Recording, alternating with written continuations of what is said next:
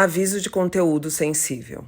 Este episódio contém discussões que podem ser emocionalmente difíceis para alguns espectadores. Se você sentir que precisa de apoio, por favor, não hesite em buscar ajuda. Oi, eu sou a Caroline e o ódio mais intenso que eu tenho é sempre por um homem. Olá, eu sou a Samara Filippo e pra mim, homem em casa, na rua e no volante é perigo constante. Oi, sou Gitiê e quando penso em homem, eu penso em violência. Esse aqui é o lugar onde nós juntamos para acolher as nossas dores, as nossas raivas, os nossos gritos. Aqui tudo é bem-vindo. E aqui a gente sabe que assim como você, nós estamos exaustas. Muito exausta. Tô lutando, não tô lutando? Vai que Incorporando aí as nossas estratégias de defesa, né? Armando aí o golpe, porque o assunto hoje não é fácil, mas estamos aqui juntas. E você que acabou de chegar, lembrando que você pode ver vários episódios aqui, a gente lançou vários temas pra vocês. Você pode assistir a gente lá no YouTube da Wondery Brasil. Estamos em todas as plataformas de áudio. Nós também estamos no Telegram, com uma comunidade de exaustos, onde a gente fica ali, ó, trocando tudo. E os áudios e os vídeos que vocês vão ver aqui, a gente também coleta por lá. Gente, vamos respirar fundo, porque o assunto hoje não vai ser fácil, mas Todo episódio é a mesma frase. É isso que eu ia falar, mas quando é fácil? Que legal. A premissa é sempre, não vai ser fácil, tá preparada? É sempre Se você assim. tem problemas quando você quer, não assista. E a gente continua assistindo e continua aqui resistente. O assunto hoje, sim, é intenso, profundo, ainda bem que estamos juntas, que vocês estão aí juntas também assistindo. Mas hoje a gente vai falar sobre aquela famosa frase, Eita. nem todo homem, mas sempre Sempre um um homem. Quando vocês escutam essa frase, assim, o que vocês sentem? Raiva. Isso não foi ensaiado. Esse texto viralizou, que fala sobre homem. É da artista visual e fotógrafa Tracy Fig. No necrotério, depois de mortas, com meses de vida, na infância, na pré-adolescência, na adolescência, adultas, idosas, no parto, nas clínicas psiquiátricas, nas consultas médicas de qualquer especialidade, na rua, na igreja e em casa, pelo pai, pelo padrasto, pelo avô, pelo tio, pelo professor, pelo padre, pelo pastor, pelo médium, pelo médico, pelo marido, pelo primo, pelo irmão. Nem todo homem, mas sempre um homem. Nossa, eu não sabia dessa referência. É, eu também não. Chocante. Daí veio a frase, Tracy, beijo. Forte. E assim, eu separei para hoje trazer uma história que eu vou pedir licença para contar, assim, não só para vocês, mas para quem tá ouvindo, mas para minha ancestralidade. Porque eu vou contar histórias de pessoas que não estão mais vivas. E a minha avó, antes de morrer, assim, a gente estava conversando muito sobre essas memórias, trocando. Ela começou a me liberar várias informações de histórias de segredo que ficam guardadas, mas que toda família tem, né?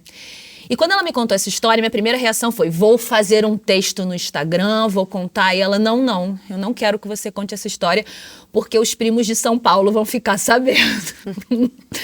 E eu fiquei assim, maturando o quanto que eu deveria ou não trazer essa história pra cá, porque não só os primos de São Paulo vão ficar sabendo, mas como essa informação vai ganhar aí, né, o mundo. Mas aqui, no Exaustas, a gente abre as nossas histórias, abre o nosso coração pela perspectiva da palavra de cura, de reconhecimento, né, de tudo que a gente tem falado, assim. Em determinado momento, a minha avó contou a história, que é a história da minha linhagem familiar, né? A mãe dela, a minha bisavó, ela sofreu um estupro, ainda adolescente, sempre presente esse tema. A gente tenta sair, mas esse tema perpassa tudo que a gente está falando aqui. E ela foi forçada a casar com esse homem, que veio a ser, né, o meu bisavô. E assim começou a minha história familiar. E quando essa história chegou até mim, primeiro eu fiquei muito abalada, ela ainda me mexe, me move muito, assim, porque a raiz, né, da minha ancestralidade materna, né, da minha avó, da minha mãe, começou com um caso de violência, né? Logo depois, eles foram forçados a casar. Quando a mulher perde a virgindade, aí volta lá naquele episódio que a gente fala sobre perder a virgindade, ou quanto que, de novo, é o corpo da mulher que está sendo negociado, porque é uma perda de honra do pai ou da família, né, assim. E aí, durante muito tempo, essa história me impactou muito, assim. Quem me acompanha sabe que eu faço muitos processos de cura, seja pela viés da terapia, da psicoterapia, da espiritualidade. Essa história eu fui elaborando muito nos contextos espirituais de rituais de ayahuasca, e também é a primeira vez que eu trago aqui esse nome para esse caldeirão. Eu não vou alongar aqui, mas estou disponível tanto na comunidade do Telegram quanto nas redes sociais para falar mais sobre isso. Mas durante muito tempo eu tive que fazer um processo de cura muito profundo da minha relação com os homens, porque o fato que eu cheguei, né, tendo muitos conflitos com homens, odiando, tendo raiva, tendo dificuldade de lidar, de assumir relação, de perdoar, não começou comigo. Também não começou com a minha mãe, não começou com a minha avó. Talvez tenha começado assim com a minha bisavó, mas se a gente for pesquisando... Com certeza, desde sempre. E eu, de cara, consegui ter uma empatia muito grande pela minha bisavó. E entender o quanto que ela foi vítima, o quanto que ela foi atravessada, o quanto que ela foi ali, né, abusada e forçada a casar e a dividir a cama com esse cara. E eu fui aprofundando esse processo, né, de cura, de ressignificação, até que eu cheguei a um ponto de que eu conseguia ter empatia pela minha bisavó, pela história dela, da minha avó, da minha mãe, pela minha. Mas eu me dei conta que para que essa violência acontecesse, o meu bisavô precisou ser o agressor. E esse é o ponto que ainda me dói. E esse é o ponto que eu ainda não consegui elaborar no meu processo de cura. O como que essa agressão também tá no meu corpo, também tá na minha linhagem ancestral, também tá na minha relação com os homens. E esse é o tema de hoje. A gente vai falar sobre homens, sobre o patriarcado, sobre a dificuldade de lidar com homens, mas que é preciso ter um diálogo.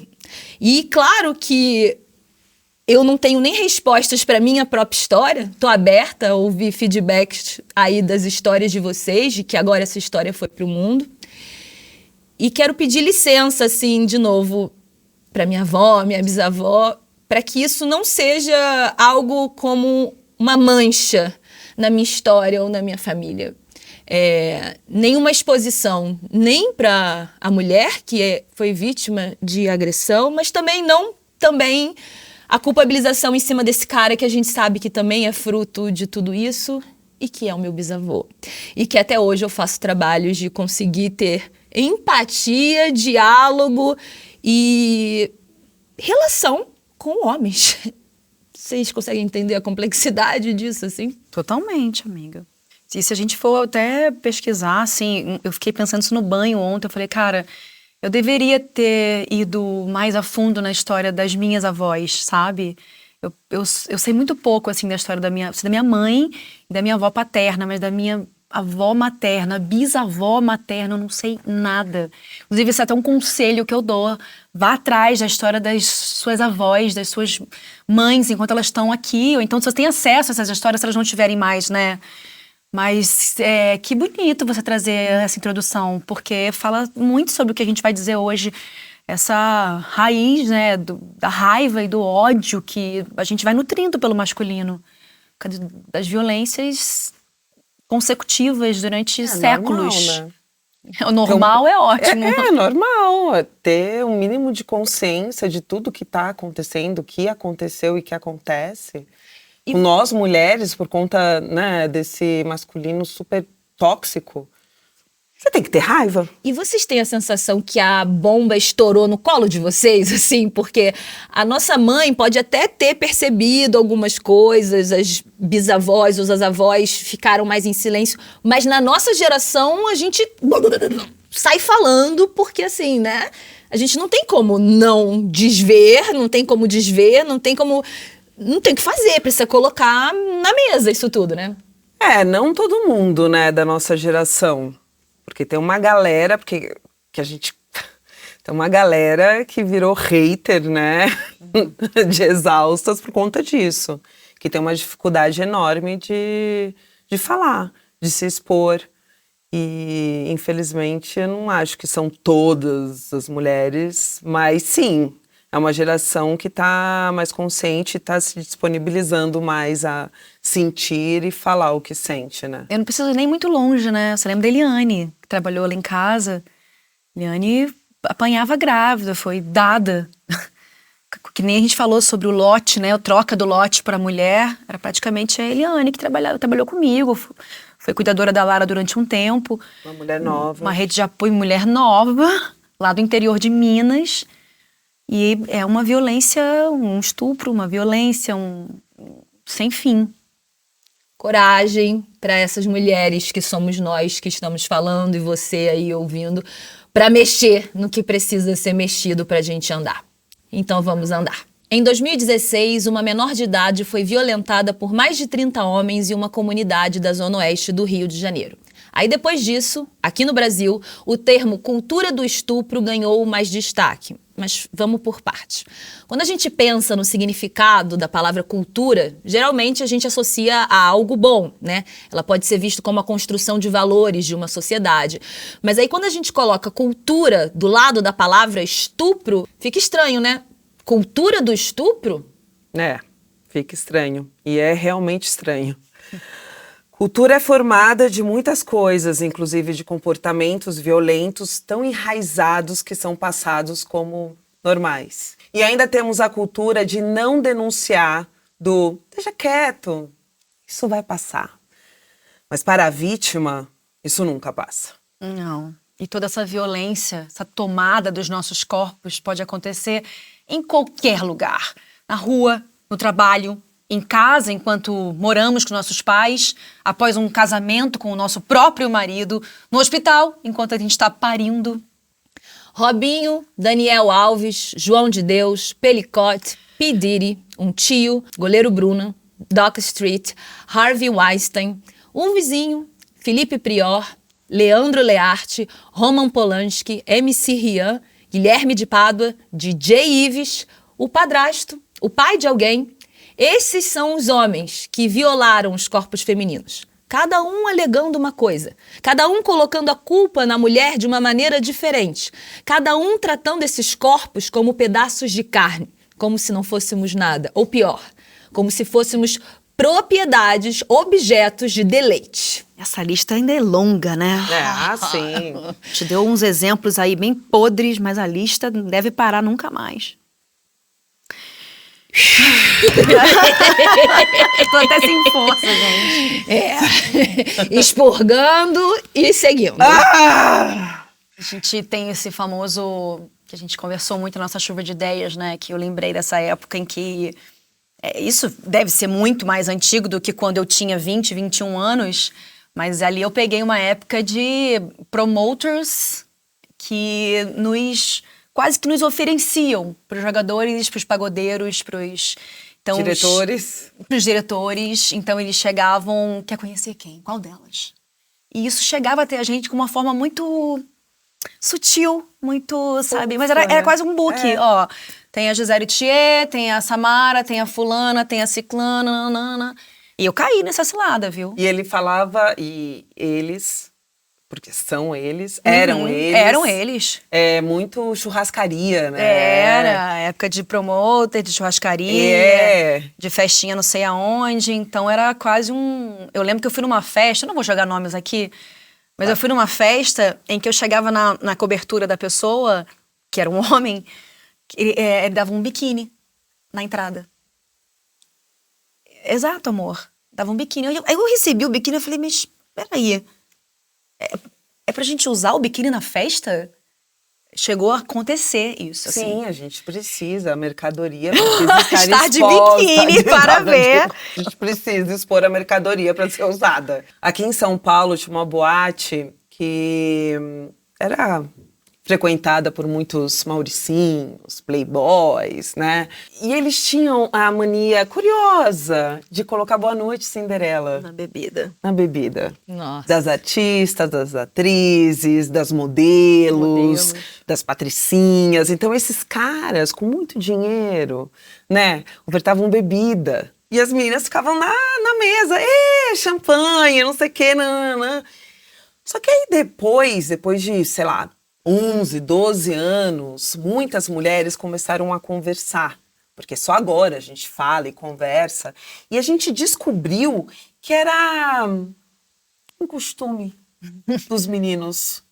Botar bebida, Boa noite, botar sim. droga na bebida? Dessas mulheres, então, N mulheres passaram por abuso. Mulheres, assim, que vocês... Modelos de nomes, sabe? N mulheres foram abusadas desse jeito por playboys. O que essas mulheres, depois de serem abusadas dessa forma, como que vai na justiça e fala, olha, o filho do, sei lá, do Hospital X fez isso comigo? A primeira pessoa que vem na minha cabeça é a Mari Ferrer, que a gente já falou dela aqui. Que se tornou o quê? Um estupro culposo.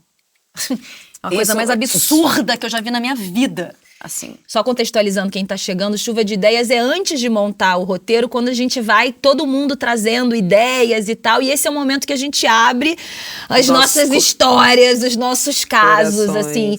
E aí, vocês perceberam que vocês duas, né, lembravam e tinham passado por isso, e a gente tá falando aqui num lugar de celebridade, né, de dinheiro, né, mas que isso acontece aí na sua cidadezinha, Seu no seu bairro. microcosmos, tem uma mulher ali sendo vítima de algum tipo de abuso, de ludibriação, né? Porque normalmente também isso, infelizmente, é dentro de casa, né? Acontece muito.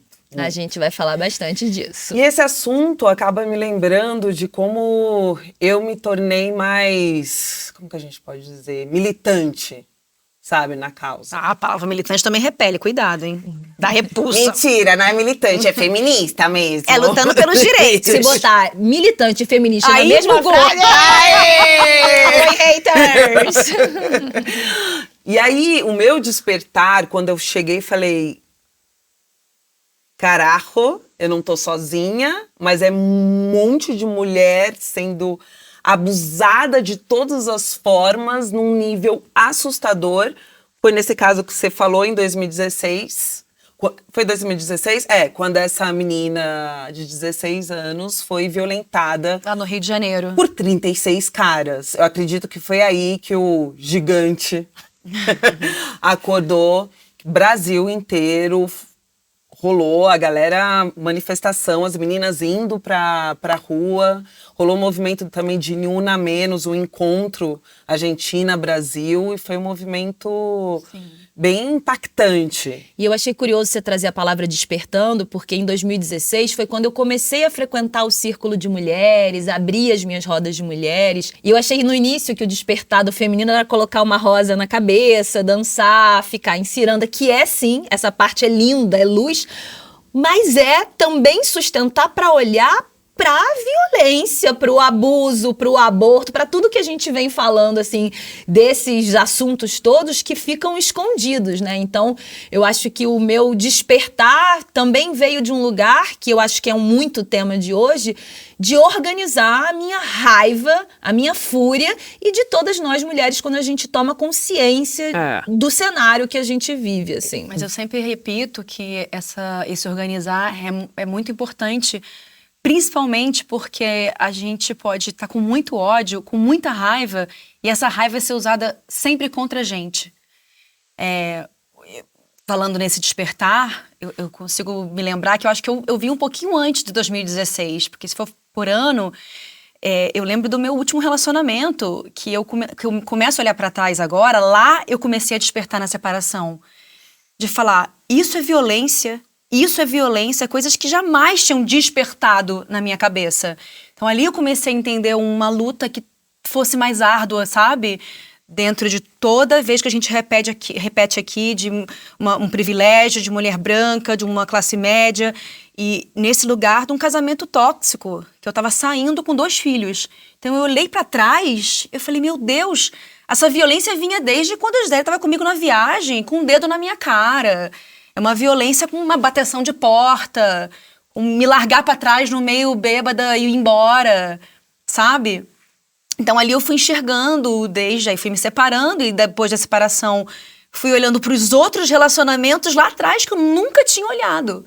Então assim, a separação veio com uma porrada pra mim, que eu entendi o rolê de tipo, caralho, a gente é agredida a vida inteira. A vida inteira. Vai fazendo ok? Não, mas vai passar, deixa quieto. Ou tem vergonha de falar, ou não quer incomodar ninguém. E você falou isso, e eu acho que, na verdade, a gente trouxe o marco de 2016, porque foi um movimento global, nacional. Sim. Mas eu percebo que, você falando, eu lembrei de cenas de eu, menina, começar a sentir raiva e ódio por ser menina. E agora minha filha, nossa, isso me dói muito, com 12 anos, começando a ter raiva e ódio de ser mulher e querendo, eu queria ser homem, na próxima vida eu quero ser homem, não sei o que de ser homem. E eu falo, caramba, na verdade, não é sobre... A gente tem ódio do privilégio, raiva da do violência. Meu pai. Eu tinha raiva do meu pai. Meu pai gritava muito. Era uma autoridade dentro de casa, com um berro. Ele fumava onde ele quisesse. Meu falecido pai, tá tudo certo aqui, mas... Sabe? Eu saía do lugar, ele chegava, eu saía. Eu tinha aquele raiva, eu nutria aquela raiva, sabe? Toda essa sensação de raiva, tipo, desde o episódio 1, eu, desde menina, também tinha essa sensação. Mas esse despertar de falar, eu não tô sozinha, de tá todo mundo na rua, de escutar as mulheres falando. Foi a primeira vez que eu falei sobre o estupro que me atravessou, foi em 2016, para uma revista. Então, pra mim foi um marco real. Eu pensei em aproveitar a carona e dar um Kill Bill de novo no meu pai, mas não. Não. Acho que tá tudo bem, mas acho que todo episódio eu dou uma alfinetada e dá pra ver que não tá bem resolvido aqui na minha história. Eu tô aqui aos 35 anos e cheguei até aqui, nas curas possíveis. Eu acho que eu só consegui tá agora num relacionamento saudável com um homem, né? Um relacionamento heterossexual com... Porque eu entendi o que eu não queria mais pra mim, sabe? Eu sempre repito isso, eu acho muito legal de ter esse tipo de pensamento. Eu falei, caralho, o que eu não quero mais passar na minha vida? Esse tipo de homem eu não quero, porque eu sou heterossexual, quer dizer, eu sou lá, mas eu gosto mais de homem. Mas gosto de homem, gosto. Fazer o quê? Que merda! Estou repetindo várias vezes. Pra ter certeza. Mas eu entendi, mas eu não quero mais esse tipo de violência. Não quero, nem da micro eu quero mais. Eu tô nisso. E continuando, vamos chamar aqui a Carolina Medeiros, que ela é psicóloga, e ela vai conversar com a gente como lidar com esse trauma após passar por uma situação de abuso. Vem, Carol, diz. Primeiro de tudo, a gente precisa entender que o nosso corpo está o tempo todo tentando defender a gente. Quando a gente tem um trauma gravado no nosso corpo, ele decora pequenas coisas em volta do trauma que fazem com que a gente volte a essa resposta sempre que a gente encontra alguma coisa no ambiente ou na pessoa que a gente está lidando, na situação como um todo, que lembra aquele trauma. Eu gosto de dizer para os meus pacientes que é como se o nosso corpo fosse um arquivo daqueles antigos que tem aquela pasta que abre, que quando a gente encontra, por exemplo, uma situação como a morte, ele pega aquela pasta e ele vai abrir e a gente vai responder a todas as outras situações como essa que a gente já enfrentou ao longo da vida. Então o desafio da resposta traumática é que não importa o que esteja acontecendo agora, o nosso corpo pega a pasta e ele vai reagir àquelas coisas lá de trás.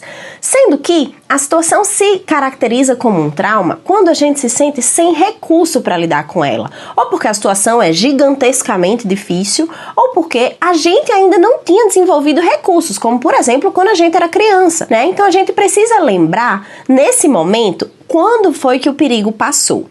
Quando a gente percebeu que aquela situação traumática passou e não estava mais acontecendo. Foi quando a gente criou recursos para lidar com ela. Por exemplo, quando a gente cresceu e deixou de ser criança, e agora eu tenho recursos diferentes que eu tinha quando era criança. Foi quando aquela situação acabou, aquela pessoa foi embora. Se a gente pensar, por exemplo, num trauma de um assalto, ou de um abuso, de um assédio no trabalho, que você saiu desse trabalho, ou que esse chefe saiu desse trabalho, quando foi que o perigo passou? É muito importante a gente ter isso marcado para a gente se tirar da situação traumática, daquela pasta, e poder conscientemente trazer na nossa mente que numa situação diferente que a gente está vivendo, a gente não está vivendo a mesma situação. Então, é importante você pensar nas coisas que te trazem segurança nesse momento. Então, estou vivendo uma situação e eu sinto que o meu corpo está trazendo uma resposta exagerada, como se eu não estivesse respondendo a essa situação, estivesse respondendo a uma cena traumática que já passou. O que é que eu posso ver aqui que me traz segurança? O que é que eu posso sentir o cheiro aqui que me traz segurança? O que é que eu posso ouvir aqui que me traz segurança? O que é que dentro de mim me traz segurança? Que limites eu construí que podem me deixar mais segura nessa situação agora e que na cena traumática anterior não existiam? E finalmente, e mais importante, a gente precisa de contato com o outro humano. Ninguém consegue transpor uma resposta traumática sozinho, nem lidar com o trauma sozinho, sem compartilhar, sem se sentir acolhido, sem sentir que tem alguém que está ali por você também. O vínculo humano é o que mais nos traz segurança e é o mais importante no lidar com o trauma. Ai, lembrei agora da Lara, do abraço que ela precisa, né? Do vínculo, do que se sente segura para passar por aquele momento difícil. Da Lara? Minha filha. Quando ela precisa de segurança. Ah, sim, do Quando ela chega com um trauma, uma briga, um problema emocional, ou da escola, ou com a irmã, ou do pai lá, quando viaja e vem com algum problema, não sei o que lá, é um abraço. Ou um choro contínuo. Que chora pra caramba. Desequilibrado. Ela quer um abraço. E ela falou isso, me chamou a atenção. Sendo sozinho é difícil, né? Ah, é. Precisa de um contato com alguém. E eu percebi, assim, primeiro que eu adoro esse estudo, né, sobre o trauma, sobre pós-trauma, eu com certeza ainda vou ter alguma formação nessa linha, mas que ela fala da gente buscar a segurança e sentir que a gente tá em segurança. O nosso desafio como mulher é que é raro alguns ambientes serem realmente seguros e sem gatilhos que lembrem o que aconteceu na nossa infância, né, assim. Voltando pro despertar do gigante, das gigantas, para mim eu me senti muito pertencente em 2016. Escutando tantas mulheres falando das suas dores, traumas, essa sensação de que você não tá sozinha, tipo, exaustas, quando a gente tá lá falando no Telegram e vem história, você fala, ai, comigo aconteceu isso, comigo aconteceu. Você percebe que você não tá sozinha, que o problema não é você, que realmente a sociedade é uma merda, sabe? E você não tá toda cagada. E foi o que a Carol acabou de falar, né? Porque o vínculo cura. Então, assim, quando você é vista por uma mulher, quando você visualiza, quando você é escutada, que é o que a gente faz aqui, é o que faz na comunidade do Telegram, a gente sente que tem mais força de atravessar. E o vínculo é olho no olho. Então, assim, várias esse abraço vezes, quentinho da Lara. Regulação, é coisa de sistema nervoso, de dizer, ó, aqui tá tudo bem. Eu lembrei. Várias vezes aqui, quando eu tô trazendo assuntos difíceis, assim, eu busco grau de aterramento no olhar de vocês. Eu também. Aí eu falo, ai, a Samara tá sozinha. Emocionada, não, a Gi tá potente, tá emocionada, eu tô ficando emocionada, então a gente vai se regulando e se desregulando também. Eu lembrei agora daquele insight, eu não lembro o nome da autora agora, que ela é americana, eu acho, uma mulher, e a Ana Galafrio, que traduziu o português, que é: e se não existissem os homens, como é que vocês se protegeriam? E alguém respondeu embaixo: protegeria de quem? É que nem um urso, cara. Qual foi esse? É o trend. O que você prefere, encontrar com um urso ou um homem no meio da floresta? Um urso, por favor. A mais pura realidade. E a gente convidou agora a escritora e linguista Jana Viscardi para falar sobre como essas mulheres viram manchete de jornal de uma forma que tira sua humanidade, enquanto protege a identidade daquele homem que a violentou. No Brasil, em 2023, 8 mulheres foram assassinadas por dia. Observe a estrutura que eu escolhi aqui. Coloquei a mulher no centro, inclusive como sujeito dessa oração, e eu usei o verbo aqui assassinadas. Essa é uma estrutura muito comum quando vai se reportar casos de feminicídio no Brasil, com a diferença de que muitas vezes o verbo escolhido é o verbo no particípio passado também, claro, morta. A questão é que morto, morta, pode ser o particípio passado do verbo matar ou morrer. Quando um caso de feminicídio é reportado nos jornais e se escolhe trazer a estrutura de voz passiva, mulher é morta, ao invés de homem mata mulher, a gente tem dois problemas aqui. Primeiro, o fato de que o homem nunca é o agente. E essas 8 mulheres mortas por dia em 2023 são mulheres assassinadas, muitas vezes pelo companheiro, por pessoas próximas. É um homem matando uma mulher. E esse homem nunca está no centro. E, em segundo lugar, a gente tem o uso de um verbo que dificulta, em algumas circunstâncias, a compreensão de que se trata de um assassinato, e não simplesmente alguém que morre por uma causa ou outra que não a violência contra a mulher. Para além disso, quando a gente pensa nas reportagens, nos relatos de feminicídio pelos diferentes jornais, a gente tem um outro elemento que é importante, que é o fato de que muitas vezes a editoria escolhida para trazer essa notícia é a página de fofocas, por exemplo. Acho que um caso bastante famoso, emblemático, foi o caso de Ana Hickman, que sofreu violência do marido. O marido dela cometeu violência contra ela. E quando começou a se falar sobre isso, muito rapidamente se escolheu levar esse caso para a editoria de fofoca.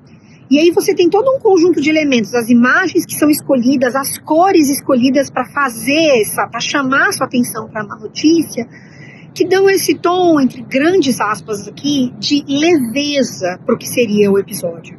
A gente não pode esquecer que quem mata mulheres, majoritariamente são homens, como eu disse antes, companheiros. E é muito importante a gente observar esse elemento da linguagem para ver como é que se enquadra esses casos de violência. É sempre isso, né? A Joana foi assassinada, não sei o que, não. Foi exatamente o que a Joana falou. Tipo, nunca coloca o nome do ser que assassinou. Nunca coloca a imagem do cara. Nem o nome, nem a imagem. Eu lembrei agora do prazer que dá ver um vídeo quando passa pra mim de uma mulher revidando. Sabe? Bem Kill Bill. Eu vi há pouco tempo de uma mulher que o cara pegou ela pelo braço, não sei o que ela fez, foi rápido, ela fez blá, blá, pá, na cara do cara, você vê o cara caindo e a mulher conseguindo sair daquele lugar, daquela situação. É um vídeo de satisfatório. São os vídeos satisfatórios.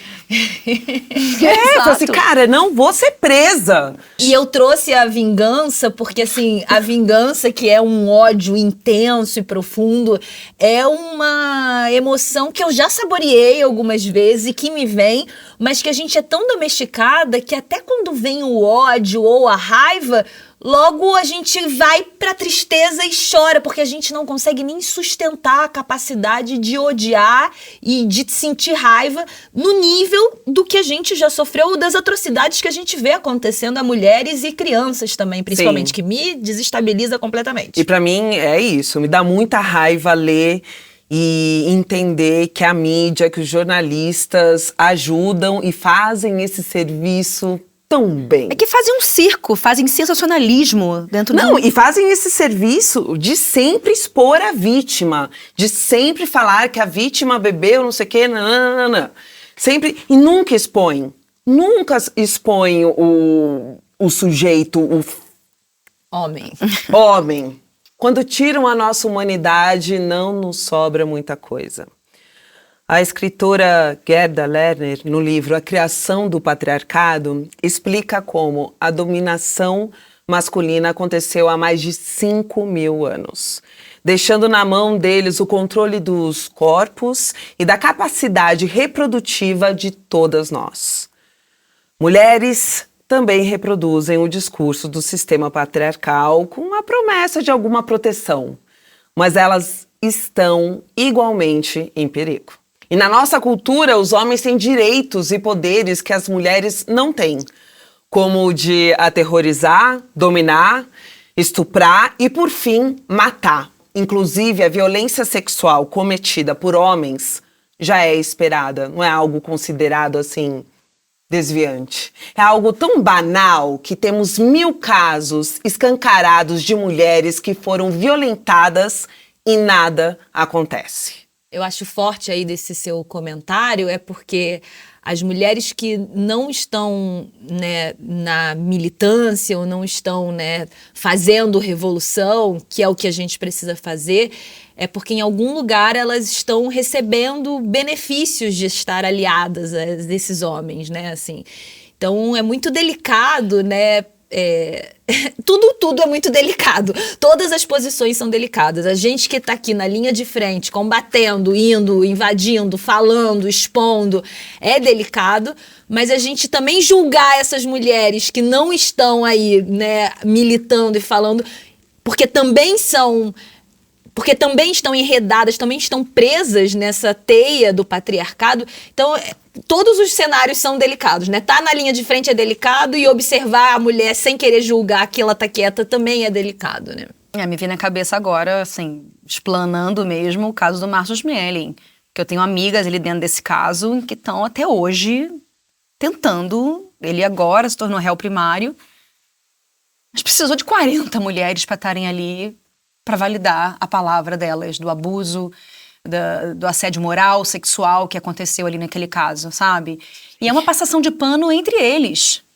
Entre eles. A broderagem... Ninguém quer se comprometer. Não. Ninguém quer se Tiveram comprometer. até mulheres ali dentro que passaram um pano, porque não querem se comprometer. E é isso, um homem tem uma palavra mais forte do que isso. Acho que foram 40, né? Foi uma coisa assustadora, assim. Não, foram a Brasília. Teve amiga que foi na delegacia da mulher, que foi mal atendida demais. Ainda temos muito a caminhar nesse sentido.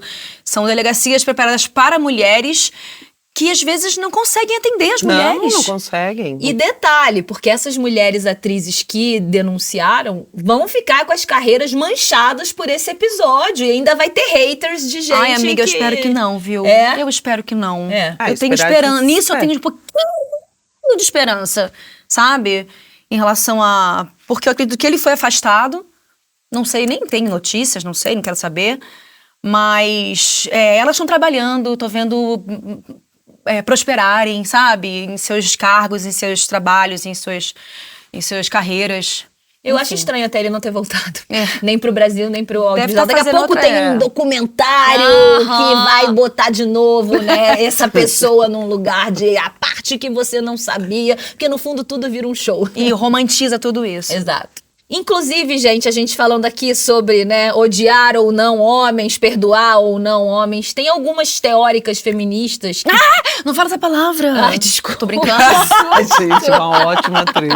As teóricas feministas que tem uma tese de que a heterossexualidade compulsória, que é, né, a gente tá compulsoriamente só apaixonada por homens, é uma forma de manter nós, mulheres, na mão dos homens. Gente, eu podia agora aprofundar, mas vai ter mais um episódio falando sobre isso. Mas fiquem atentos, porque é isso que eu falo, entendeu?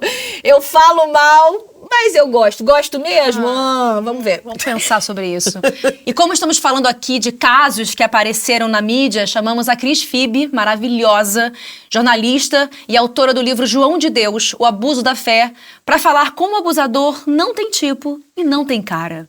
Vocês me perguntam se esses homens que cometem estupros, muitas vezes em série, são doentes, são monstros psicopatas. Será que abusador tem rosto? Infelizmente a resposta é não.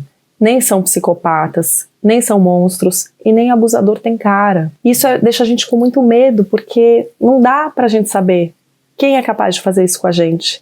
A gente entra, por exemplo, a gente tá no Tinder, sei lá, vai sair com um cara e nunca sabe se a gente vai voltar de lá com mais um trauma pra carregar. Se a gente vai voltar de lá viva. É muito difícil. Não dá para identificar.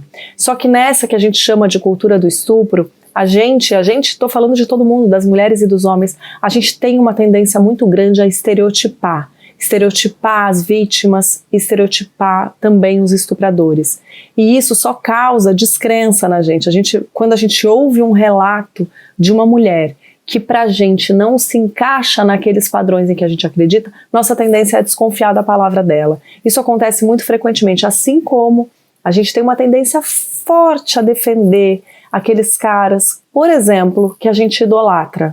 Então, se eu escuto o relato de um famoso, um ator galã, lindérrimo, simpaticíssimo, maravilhoso, bom profissional, e eu escuto que a ex dele foi vítima de um relacionamento abusivo, a minha tendência, eu tô falando a minha, mas estou dizendo genericamente, a nossa tendência é defendê-lo, é encontrar argumentos para dizer que ela não entendeu direito, que ela deve ter interpretado alguma coisa errada, ou pior, que ela provocou. A gente cai nessas armadilhas. O estuprador em série é a mesma coisa, a gente coloca casos como o do João de Deus. Eu sou autora de um livro sobre o caso João Teixeira de Faria, que se autodenominava médium e gostava de ser chamado João de Deus. Ele, a gente sabe hoje, estuprou em série fiéis que iam lá em busca de cura. E muita gente o trata como um monstro, um pária da sociedade. E aí, uma vez afastado, o problema está resolvido. Eu devolvo a pergunta para vocês. Se ele está afastado, o problema dos estupros em série está resolvido? Não. A gente tem centenas de casos por aí. Os estupradores, em geral, agem mais de uma vez. Eles têm uma noção de poder e de impunidade muito grande.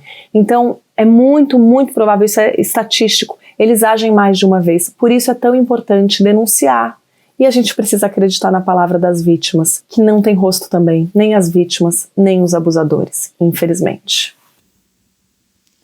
É uma honra ter a Cris aqui, Nossa. Sinceramente, eu sou Cris. muito fã do trabalho dela e achei curioso porque ela, né, trouxe esse lugar de estupro, né, e de abuso num lugar de fé, e a gente precisa entender que isso acontece em todos os lugares, né? Se é na igreja católica, se é na evangélica, até, falei da ayahuasca aqui no início, até agora, os próprios centros, né, de tomada de medicina estão se reunindo e denunciando. Porque aí a gente tem várias camadas de dinâmica de poder, porque tem o religioso, né, o líder religioso, que já tem um lugar de uma dinâmica, né, de estar no poder, de poder controlar, de manipular, e ainda, se ele exerce abuso, né, ou enfim, violências de todos os tipos, são camadas e camadas, e no fundo a gente está falando de quê? De dominação e de poder, né? Então, assim, é importante a gente trazer esse corte, que esse monstro, ele não é um monstro, ele é seu tio, seu pai, tá aí na sua casa, e que nem dentro da igreja ou do espaço religioso você vai estar protegido. Então, aconteceu com você, fala com uma, fala com outra, fala com outra,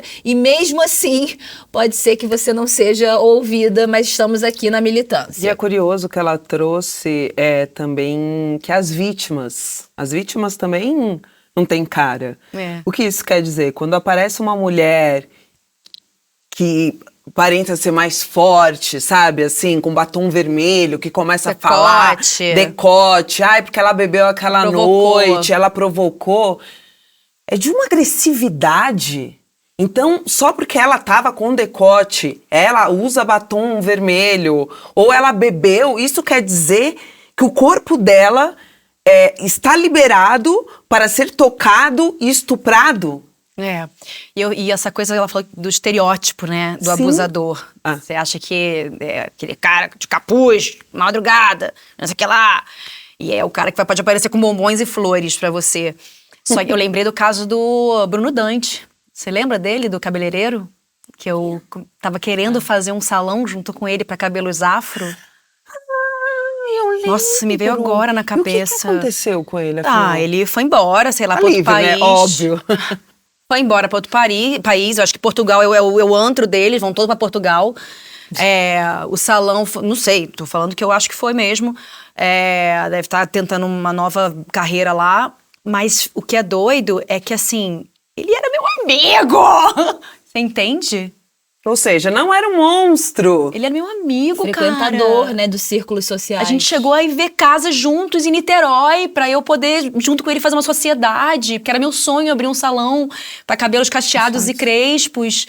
Cheguei, tava nesse lugar. Minhas filhas se cuidavam dos cabelos com ele. Entende? Quando uma denunciou, eu fiz não é possível. Veio outra, e veio moral, e veio sexual, e veio vários tipos de assédio, que veio em dominó. Por isso que é muito importante denunciar. É difícil? Muito. Mas a importância de denunciar Depois que eu falei no episódio A Véia da Lancha, apareceu 3 mulheres falando isso aconteceu comigo. Com a mesma pessoa. Com a mesma pessoa. Sem contar que o seu relato lá no episódio 1 abriu uma capacidade de gente vindo falar: ó, a sua história é minha, a sua história é de fulano, é de ciclano. Até um jornalista que foi entrevistar a gente logo no início de Exaustas, ele tinha acabado de assistir o programa, ou seja, um homem, e ele estava muito emocionado, com o olho cheio d'água, e tinha falado: Gi, você falou uma coisa e isso mexeu na minha história. Então, assim, é muito importante falar. E a gente abriu esse episódio falando sobre esse lugar de cultura, de estupro, né, assim, trazendo o que ficou naturalizado, o que ficou tão comum que parece que virou a cultura. E o que a Cris falou é ótimo, é que a gente sempre tenta salvar o homem de algum jeito e falar: ah, mas será que ela tava mesmo? Será que não sei o quê? Então, assim, nós mulheres precisamos também perceber o nosso vocabulário, a maneira que a gente fala, a maneira que a gente escuta as próprias histórias. É que agora a gente já tá treinada, né? A gente sabe onde há fogo, há fumaça, né? E acho que é importante também a gente estar atenta com as nossas, né, ao redor, nossas irmãs, nossas companheiras também, de entender que de repente se tem uma mais amuada, mais acuada, tentar ir procurar saber, aconteceu alguma coisa, quer falar? Arredia, Exatamente. né?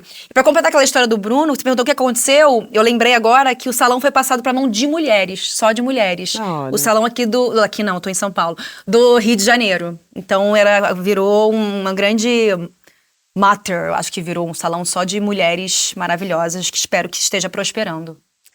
E no Brasil, um estupro é registrado a cada 6 minutos. Sendo que 88% das vítimas são meninas e delas, 52% são negras. 61% têm no máximo 13 anos.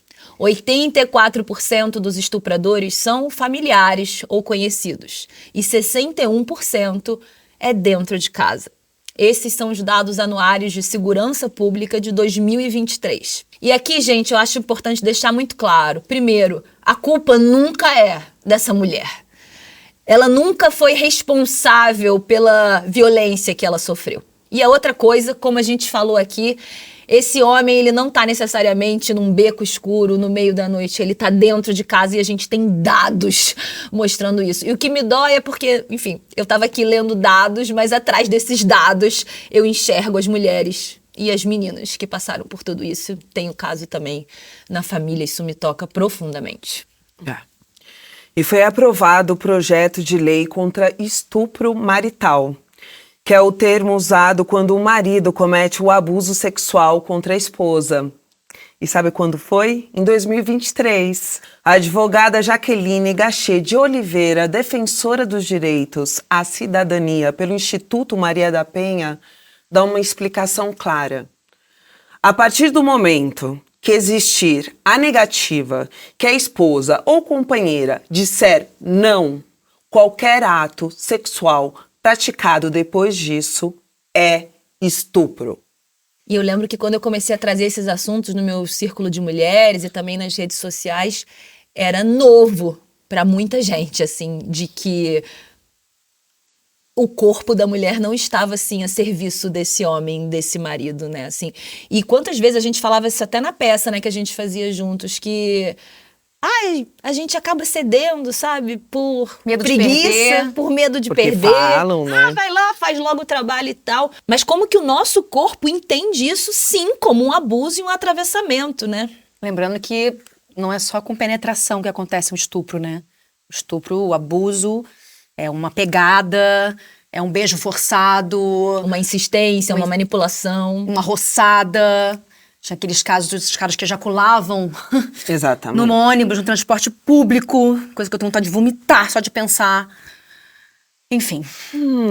E um abraço aqui, porque eu sei que tem muita mulher casada que já passou, tá passando por isso, então que você encontre aí o seu apoio, sua rede de apoio E e às vezes consiga tá falar. passando e nem tá percebendo que tá passando. E falando de violência vinda do marido, tivemos o caso recente da francesa Gisele Pelicot, que foi drogada pelo esposo para ser estuprada por dezenas de homens por mais de 10 anos.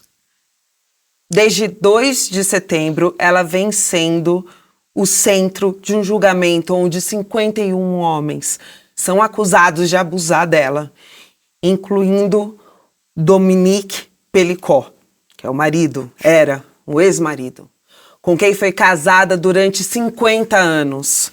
Ela abriu mão do anonimato para ajudar outras mulheres que passaram por casos como esse e não tenham vergonha de denunciar. Uma das frases mais impactantes do caso foi: a vergonha deve mudar de lado. Essa frase eu vou levar pra vida, né? Pra vida. A vergonha deve mudar de lado. É uma perspectiva, uma virada de chave, né? Porque é isso, parece que a vergonha tá no nosso corpo, que é sujo, que é errado. Mas essa história, gente, ela mexeu tanto comigo, ela é tão absurda. Não, todas. São tantas camadas de violência e de atravessar atravessamento. aqui, ó. Ela é tão absurda. Vou virar uma Nossa, cambalhota. Virar um tatu bola, né? Você vê a gente se mexendo, eu não tava... E acho que também a grandiosidade dessa mulher de entender assim, cara, esse caso é maior do que eu. Eu preciso servir a sociedade com esse caso para que eu seja um exemplo de força, de sustentação. Foram 51 homens, Gente, né, que foram comprovados. A gente não tem nem ideia desse número, assim. E é muito doido, porque trazendo isso aqui pra gente, você falou dos haters, como é importante, para que expor tanto a vida? Mas para que expor este caso? Porque esse caso vai atravessar milhares de mulheres que pra gente é muito orgulho poder estar minimamente passando uma informação e tendo esse espaço para poder ter esse despertar delas, Sim. sabe? E a vergonha não é nossa, novamente. E outra coisa, porque esse caso tá tudo documentado, né? Tem fotos, tem vídeos, né? E quando não tem a prova, Exato. né? Quando a gente não tem nem como provar, só a nossa palavra, né? Então, quando vem um caso com prova, a gente precisa, assim, chegar gigante nisso. E, Gisele, nossa, eu sinto muito mesmo. E, cara, você é um exemplo de força e de resistência que eu quero ter, assim, no meu altar e na minha vida, Tem assim. 50 anos. Cara, mas eu sou muito pessimista em relação a essa vergonha mudar de lado, gente. Eu acho que homem... Ai, desculpa. Vou pesar aqui porque eu sou do lado pessimista mesmo. Sabe o heteropessimismo? Vou tatuar aqui, ó. Não acredito que... Pra mim é muito tópico, muito. Viver num mundo onde os caras olhem e sintam vergonha. Ok, alguns podem ter minimamente um despertar. Mas eu acho que é tão distante essa realidade, gente. Eu acho que a gente não vai estar viva. Talvez. Com certeza E eu não. acho que não é na minha Óbvio. filhas, Mas nossas assim, filhas. o que eu falei, da minha bisa, da minha avó, da minha mãe, eu, meus filhos, talvez 5 gerações. A gente tá aqui plantando semente para que Gisele gente tá plantando. falando aqui. Gisele tá plantando semente pra gente poder transformar isso, né? Eu acho que são gerações para que isso modifique. E falando em inspirações, né, e luta, a gente tem o caso brasileiro da Maria da Penha. Ela é uma sobrevivente de violência doméstica que virou símbolo na luta das mulheres pelos seus direitos. Maria, como milhares de mulheres, passou pelo ciclo da violência. Aumento de tensão, ato de violência, arrependimento, comportamento carinhoso. Tudo isso dentro de casa, com o marido que ela tanto amava e tinha constituído uma família. Em 1983, Maria da Penha foi vítima de dupla tentativa de feminicídio por Marco Antônio Heredia Viveiros. É bom falar o nome dele. É bom repetir o nome dele. Repete. Marco Antônio Heredia Viveiros. Temos que falar o nome desse cara e mostrar a cara dele também, e de todos eles. Primeiro, ele atirou em suas costas enquanto ela dormia e que deixou ela paraplégica. 4 meses depois, quando Maria voltou para casa, ele a manteve em cárcere durante 15 dias e ainda tentou eletrocutá-la quando ela tomava banho. É requinte de crueldade, é requinte de... Ai, gente, juro. A base é a misoginia, que é ódio à mulher, né? Então vai escalonando tudo. E assim, eu não sabia detalhes da história da Maria da Penha. Eu fui conhecer aqui estudando para esse episódio e... Infelizmente, são mulheres que estão tendo que passar na pele, Gisele, Maria da Penha, para que a gente consiga, em passos de tartaruga, modificar alguma coisa. Aí eu te pergunto... Pra você também. E pra vocês. Castração química resolve? Claro que não. Tem que castrar Porque a tem os cabeça de radicais. cima. O que resolve é a cabeça de Aqui, cima. vamos castrar aqui. Aqui! Vai no Kill Bill. Porque é bom a gente falar que os radicais, né, às vezes vêm, é só castrar, castração química, só cortar. Não é só cortar os testículos e enfiar hormônio, porque isso tem a ver com poder. Abuso do poder masculino, a dominação do masculino sobre o feminino. Então o cara vai estuprar você de qualquer maneira. Vai enfiar uma vassoura, vai Vai te dar na cara, vai Exato. chutar a tua cara, vai te abusar de outras formas. Não precisa ter um pau pra isso. Então, não, gente, não resolve. Ele não tá mais preso, né? Não? Não tá mais preso. Ele não está mais preso. Gente, o goleiro Bruno não tá mais preso. O Entendeu? O Daniel Alves não tá preso. João de Deus tá onde? Tá dentro da casinha dele, maravilhoso ali, ó. Não tão. É, isso vai reforçando, Reforçando que é impunidade. Você faz o que quiser com os nossos corpos, que tá tudo bem. Tudo bem. Vai. Tô puta. Você tá chorando aqui um negócio... Não tô chorando. Ah, não? Não, eu matei 3 homens lá atrás e sujei, eu entendeu? limpei. Eu até Achei- troquei de vestido. Achei que fossem lágrimas de... Não, Sangue. não choro mais, agora só corto. Agora a gente vai chamar a advogada Vanessa Paiva. Ah, eu conheço ela. Para comentar como a classe social interfere no tratamento da vítima. Vamos ouvir. É um vídeo. Com certeza, nós avançamos bastante na proteção dos direitos das mulheres, inclusive com criação de algumas leis que são específicas para atendê-las, como, por exemplo, a Lei Maria da Penha, de 2006. Nós temos a Lei da Importunação Sexual, de 2018, a Lei da Violência Psicológica, de 2021. Nós temos a Lei do Feminicídio, de 2015, que altera o Código Penal. Representam grandes marcos, com certeza. Agora, nós temos também algumas dificuldades. Quais seriam essas? E por que nós ainda temos que avançar muito?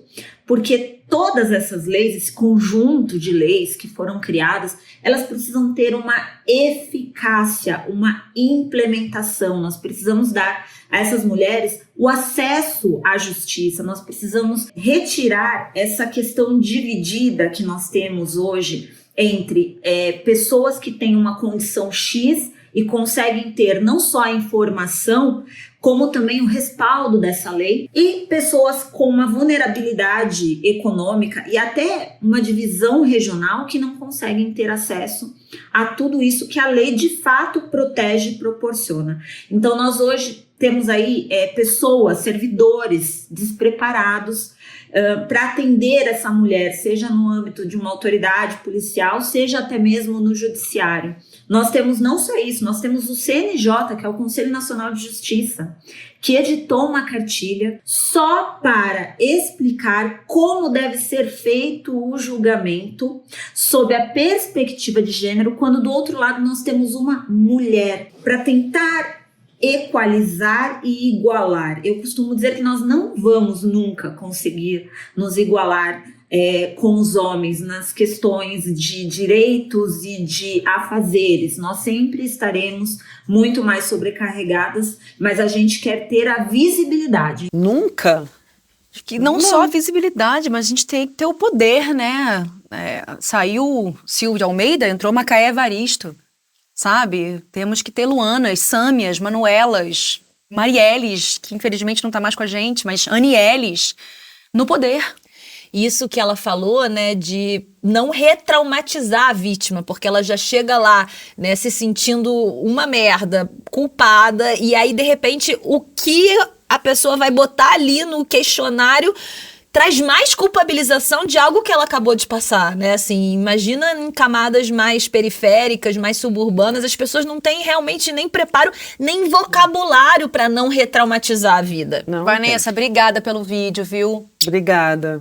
E um caso recente que deixou todas nós enojadas foi a descoberta do grupo português no Telegram, com 70 mil homens que compartilhavam fotos íntimas de esposas, mães e filhas. Fotos tiradas na rua de mulheres anônimas também são compartilhadas. E entre os assuntos, além dos comentários sobre as mulheres, também fazer um arquivo com os dados pessoais de cada uma. Eles são monstros? Não, meu amor. Eles É são seu pai. maridos, irmãos, primos. Seu irmão. E a gente tava na tal da chuva de ideias que eu falei, né? Que era montando esse episódio, quando acho que você trouxe esse caso e a gente, não. Mais isso. Mais isso. E a gente poderia ficar aqui 3 dias só nesse episódio, né? E o quão isso é grave, né? Porque isso pode rolar até também fotos de menores de idade nesses grupos. Tem um caso de uma conhecida minha que ela ficou totalmente traumatizada, casada com um cara há muito tempo, com 2 filhas, um cara milionário, brasileiro, empresário. Esse cidadão, ele teve a pachorra de colocar câmeras no banheiro. E ele tinha esses vídeos Eu já passei guardados de imagens das filhas, da mãe. E esse cara, como é que ele tá? Tá ótimo. E ele compartilhava isso. Não, era só pra ele? Sim, se compartilhava, mas Foda-se, eu né? já acho. Isso eu não sei, eu não tenho essa informação. Eu lembro que eu contei uma história aqui da minha adolescência, que quando eu modelava com 16 anos, que eu fui atravessada por esse cara que passava óleo nas meninas. Lembra essa história? Que eu fui fazer um catálogo pra Mesbla, não me lembro, uma antiga extinta loja de departamento. Não sei se tinha em São Paulo, no Rio de Janeiro. Tinha em São Paulo. E aí eu lembro que eu fazia catálogo pra City Call, pra Mesbla, tava toda felizinha ali. E uma desses era ficar de biquíni pra tirar foto, pra ver se era o catálogo de biquíni. Ele vinha passar óleo, ele mesmo passava óleo nas meninas todas. Tá? Eu lembro de passando óleo no meu corpo. Eu contei essa história. E eu lembrei que nessa mesma história, esse mesmo cara tinha câmera no banheiro para as meninas trocarem. Isso também aconteceu.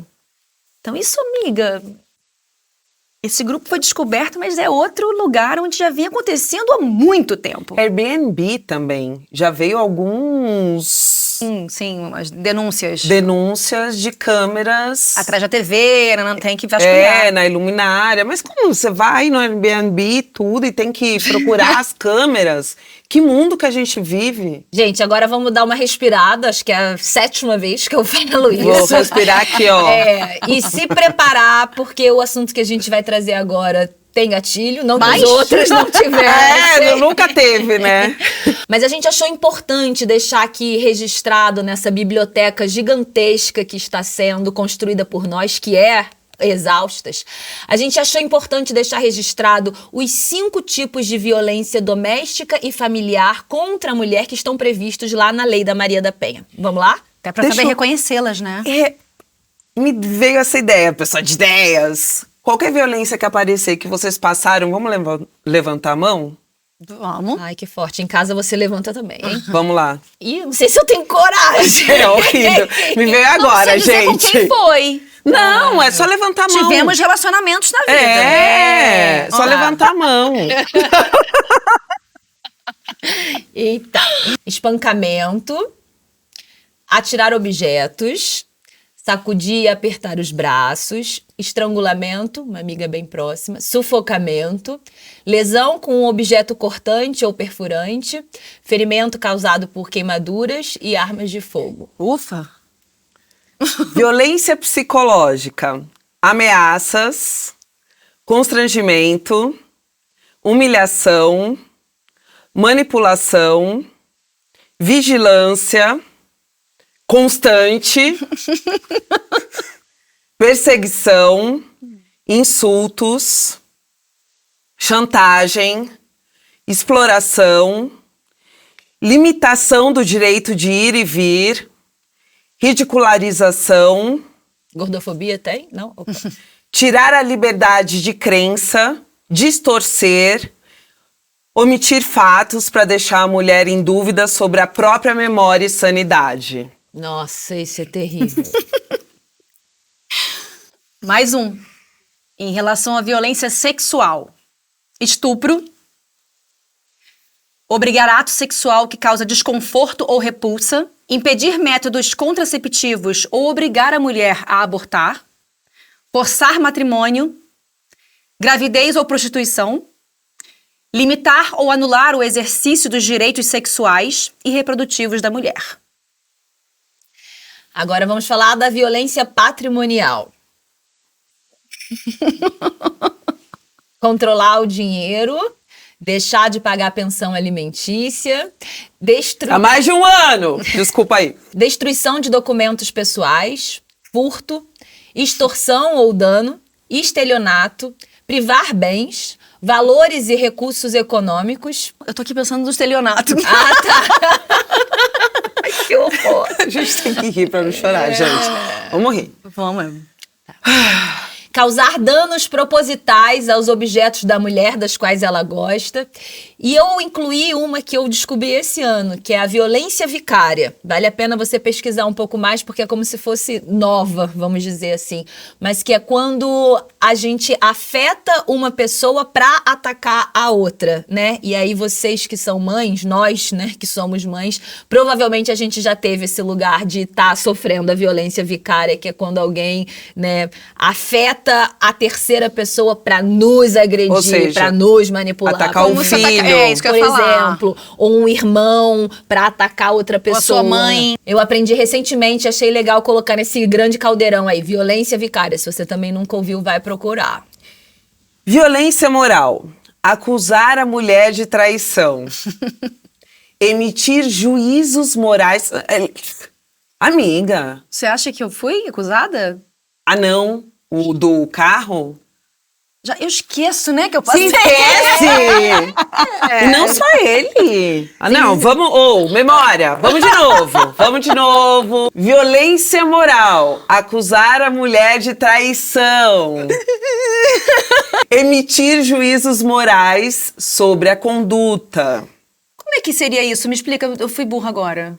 Emitir juízos morais sobre a Você é conduta. uma vagabunda, você vive Gente. nas festas, você é uma péssima mãe porque você gosta de Me ficar na enquadrei, rua. me enquadrei nessa, vai. Fazer críticas mentirosas. Expor a vida íntima. Rebaixar a mulher por meio de xingamentos que incidem sobre a sua índole e desvalorizar a vítima pelo seu modo de vestir. Então, total. Eu sei. Sim. Posso Lembrei. mostrar Lembrei. mensagens? Não, mentira.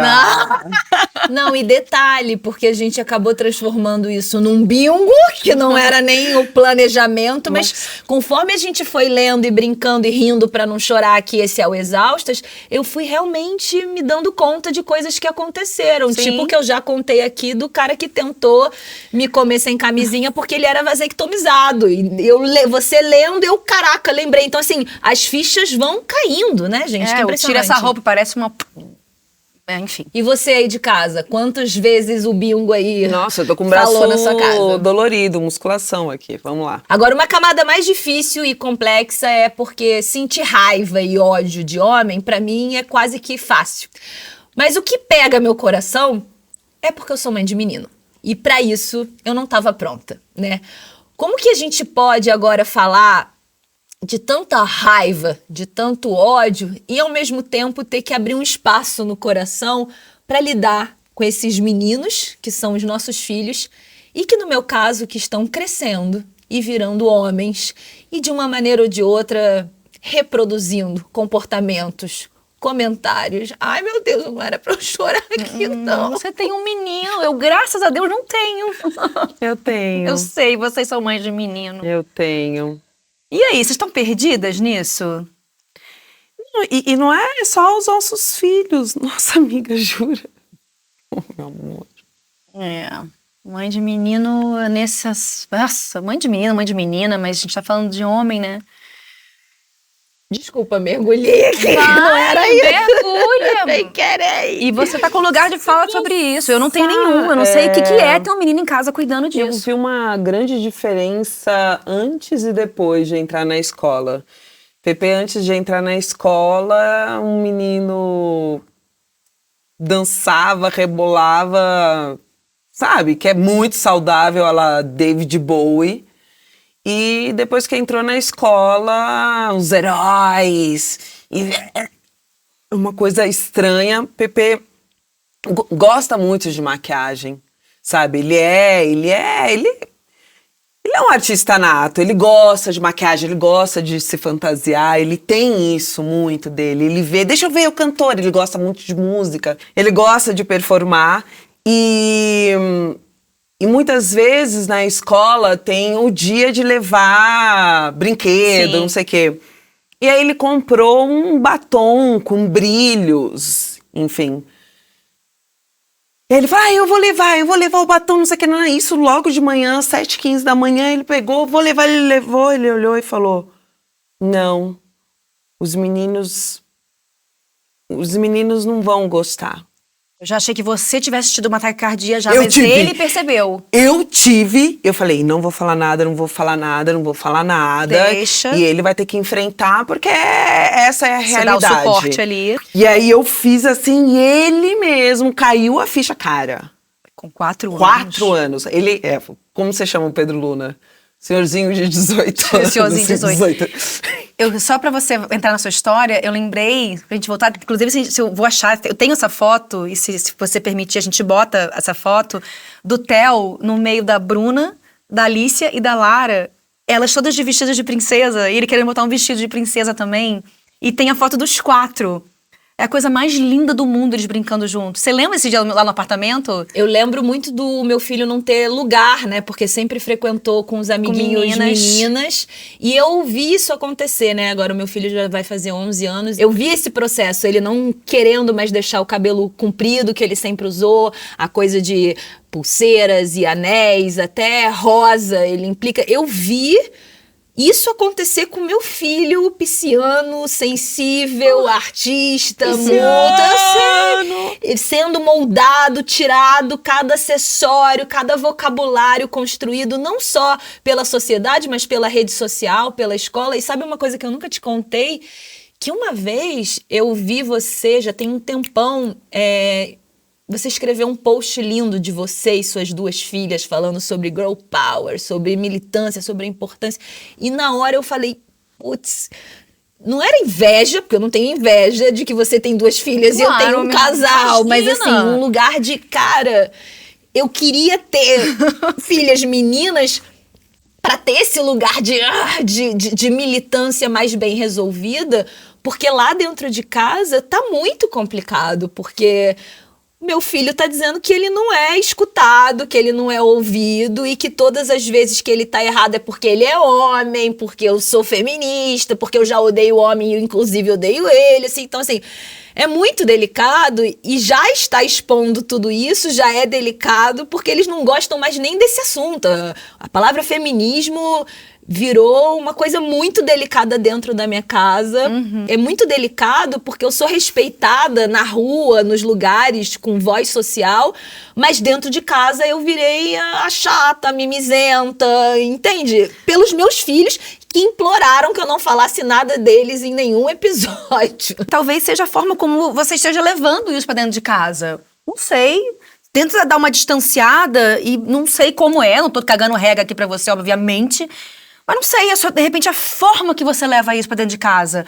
Como eles enxergam isso em você, sabe? E é um lugar de que não adianta eu sozinha, né? Assim, tem toda uma sociedade, uma família e a escola e tudo. Então, assim, mas é dentro de casa que eu vou ver essa dinâmica acontecendo. Resumindo, meu medo, daqui a pouco meu filho vai ter 18 anos, vai ser maior do que eu, entendeu? E eu tenho medo. Eu tenho medo, eu tenho receio. E a gente chamou a Nana Queiroz, autora do livro Os Meninos São a Cura do Machismo, para falar como eles também são afetados com a violência sexual.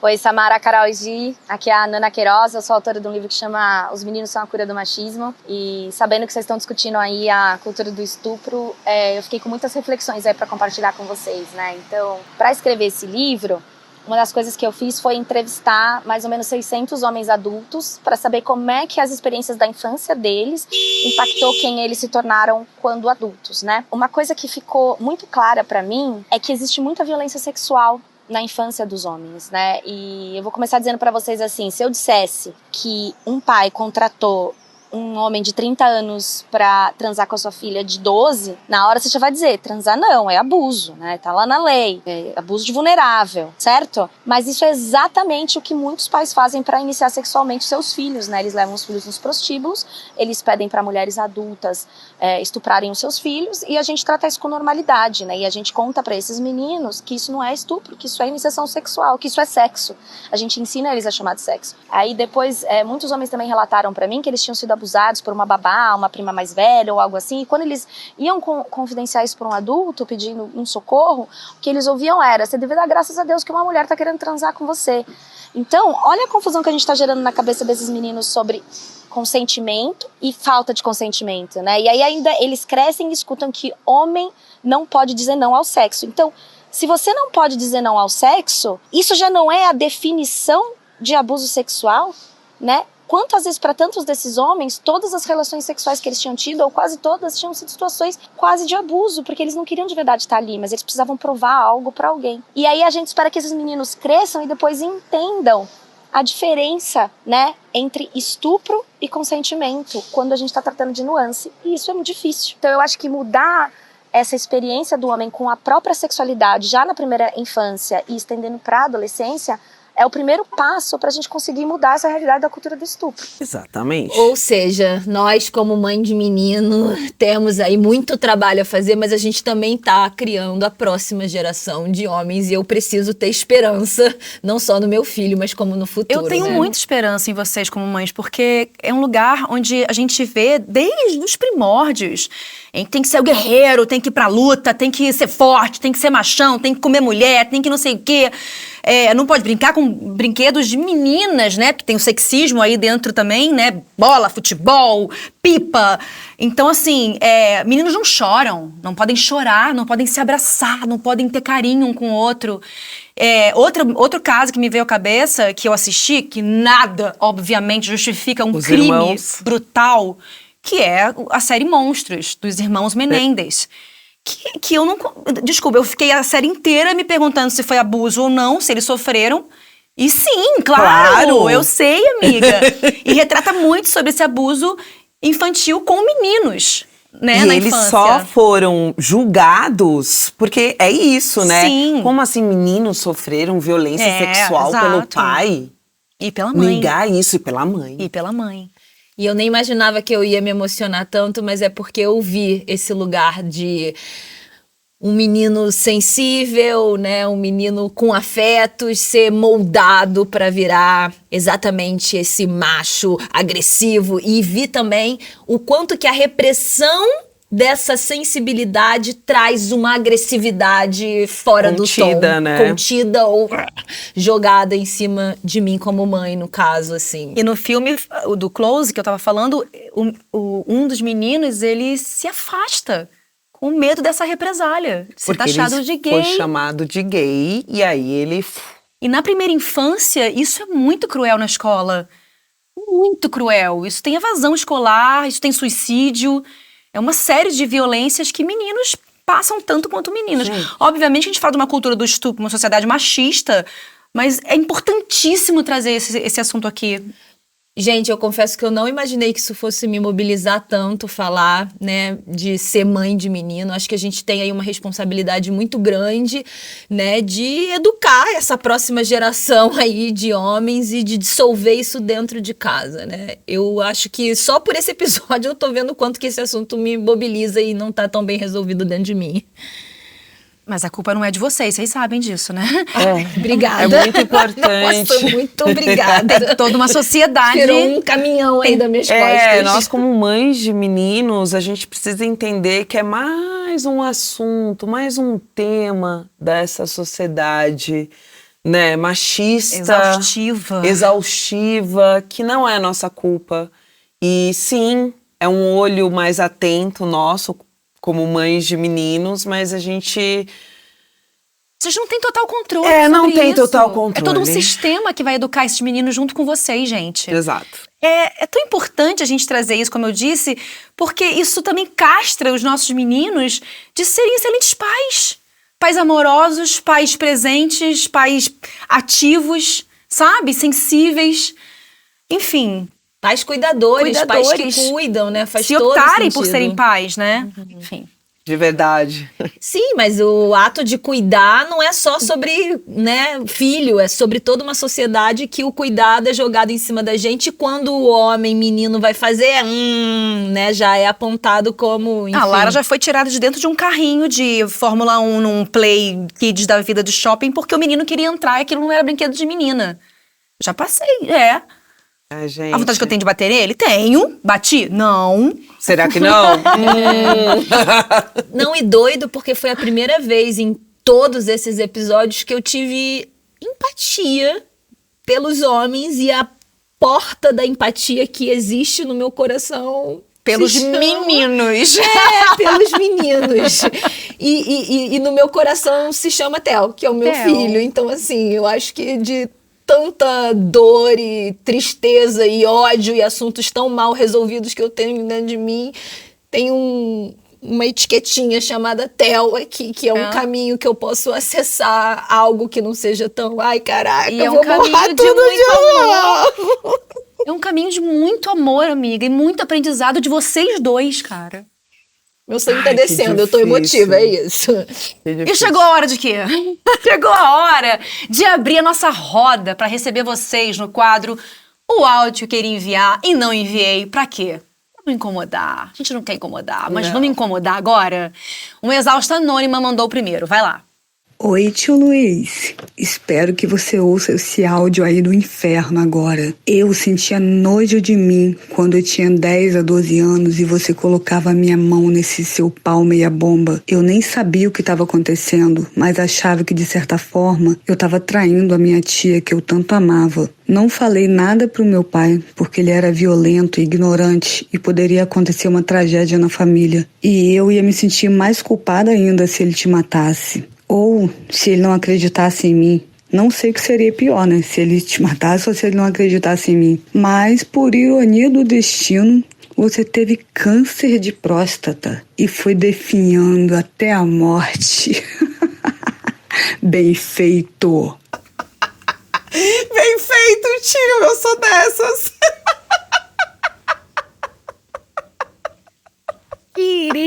Que áudio bombástico. Acho que deve ter lavado a alma ela ter gravado.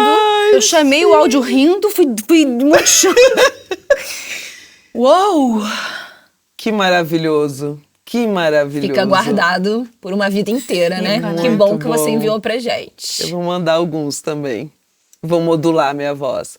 Mais uma anônima mandou um áudio bem forte pra gente. O dia que eu te procurei para te falar que eu sabia o que você tinha feito com a minha filha, você disse que era uma loucura e que estava com a consciência tranquila. E desde então ninguém sabe de você. Cadê sua consciência tranquila?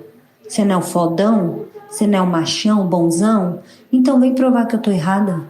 Vem provar que a minha filha tá mentindo. Você perdeu o direito de chamar ela de filha. Você perdeu o direito de vê-la crescer, de vê-la se tornar uma mulher forte, assim como a mãe dela. E eu quero que você continue se escondendo. Pode se esconder.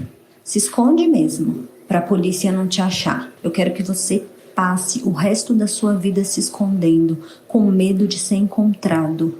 E que você morra sozinho, porque você não vai ter o privilégio de tê-la perto de você, como eu tenho todos os dias, apesar de tudo que eu tenho que aguentar por causa da merda que você fez, seu filho da puta, desgraçado. Uou, fortíssimo.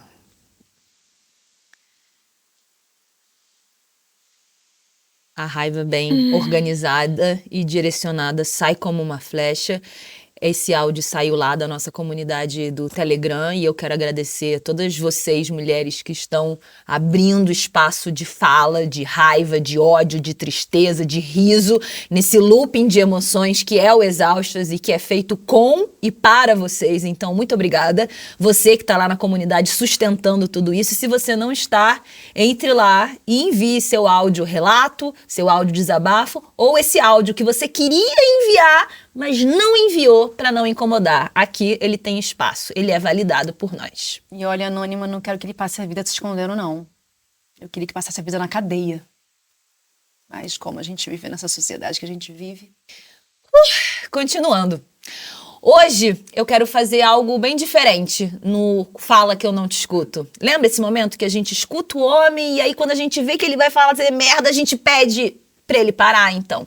Hoje eu acho que eu não quero ouvir áudio de homem nenhum. Aliás, eu não quero ouvir homem nenhum falando por um bom tempo. Mas no lugar disso, eu quero trazer algumas mulheres que tiveram as suas vidas e as suas histórias marcadas pela violência masculina. Então, tá presente Mariana Ferrer. Menina de 11 anos, estuprada e negada o seu direito de abortar. Xuxa Meneghel. Mãe estuprada enquanto estava dopada em uma cesariana. Anitta. Adolescente estuprada depois de morta. Ângela Diniz. Mulher que teve seu caixão violado seguido de estupro. Elisa Samúdio. Bebê morto após estupro com dias de vida. Daniela Pérez. Eu. Nós. Você. Não fique calada. Se você passar por qualquer situação que nós citamos durante esse episódio, lembre-se que a culpa não é sua e diz que 180 na Central de Atendimento à Mulher. Não deixe passar, procure a sua rede e saiba que você não está sozinha. É bom não ouvir homem hoje, né? Deu um alívio, né? Gente, a gente sempre traz coisas finais e eu quis trazer um parágrafo bem pequeno, tá? Que é da Bell Hooks, que é uma inspiração, a gente fala dela aqui várias vezes, e é quando ela falava sobre a raiva. Confrontando minha raiva, testemunhando a maneira como ela me levou a crescer e mudar, entendi intimamente que ela tinha o potencial não apenas de me destruir, mas também de me construir. Naquela época, e agora entendo a raiva como um aspecto necessário da luta de resistência. A raiva pode agir como um catalisador, inspirando uma ação corajosa. Bell Hooks, maravilhosa, traz esse lugar, claro, na perspectiva de raça, né, falando sobre essa raiva, né, que ela, como uma escritora feminista, viveu na pele, um recorte que a gente não tem, mas além de trazer o nome de Bell Hooks, que sempre está presente aqui no Exaustas, eu queria trazer essa mensagem para que a gente consiga organizar os nossos gatilhos, as nossas raivas e que a gente saiba que a gente está em comunidade, que a gente está junta, que a gente não está sozinha e que você aí em casa se sinta também amparada e organizada na sua raiva. Vocês querem falar mais alguma coisa? Não, pode encerrar. Sim? Ah, viu? Então, antes de ir embora, não deixe de se inscrever no canal do YouTube da Wondery Brasil, ativa o sininho, comenta, sempre que você der pra comentar é ótimo, porque apoia a gente, compartilha esse episódio, mas se você prefere plataforma de áudio, nós estamos em todas. E a gente vai continuar essa conversa lá nas redes sociais e também no nosso grupo no Telegram, que bomba. Essa comunidade é feita por e pra vocês, esperamos você lá. Tchau! Tchau!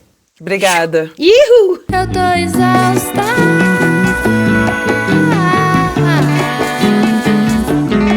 Eu tô exausta.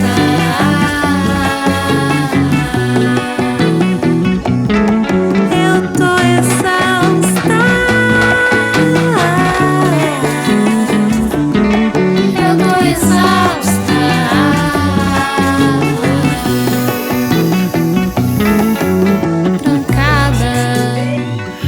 Não saio mais de casa. A minha vida agora é tão absurda. Neurada, tô desorientada.